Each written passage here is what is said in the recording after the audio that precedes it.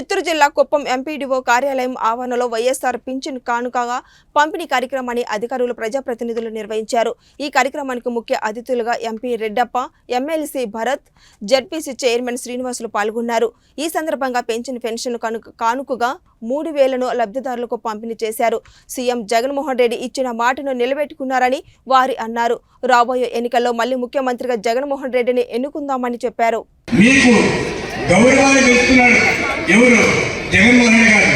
పల్లెల్లో నాకు తెలుసు, ప్రతి పల్లెల్లో 5 మంది 6 మంది 2 3 దిక్కులు లేని వాళ్ళు అమ్మలో తాతలు ఉంటున్నారు।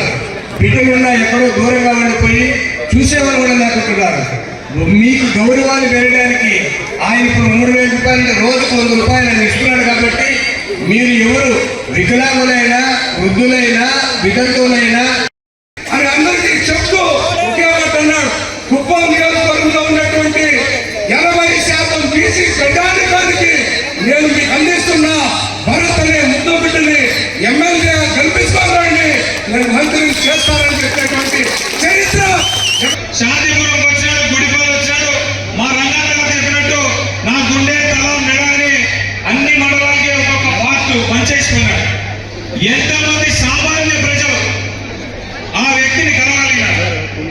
ఎంతమంది సామాన్య ప్రజలు నాకు పోలీస్ స్టేషన్లో సమస్య ఉంది, నాకు రెవెన్యూ డిపార్ట్మెంట్లో సమస్య ఉంది, ఎంఆర్ఓ ఆఫీస్కి పోతే నా పని జరగలేదు, సబ్ రిజిస్టర్ ఆఫీస్కి పోతే నా ల్యాండ్ రిజిస్టర్ కాలేదు, లేదా పోలీసు వాళ్ళ మీద అన్యాయంగా కేసు పెట్టారు, మా ఊర్లో గొడవలు జరిగినాయి కొట్లాడారు అని ఎంతమంది పోయి చెప్పగలిగినారు?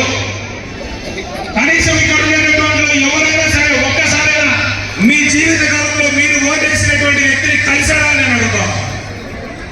ఇంకా ఎందుకు ఓటేయాలి?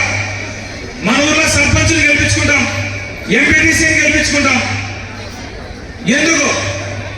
ఫలానా వీధిలో లైట్ పోయింది, ఫలానా దగ్గర చెత్త పేరుకుపోయింది, ఫలానా డ్రైనేజ్ క్లీన్ చేయండి, సెక్రటరీతో చెప్పిన భూమికి రెజల్యూషన్ ఇప్పియండి, ఎంఆర్ఓ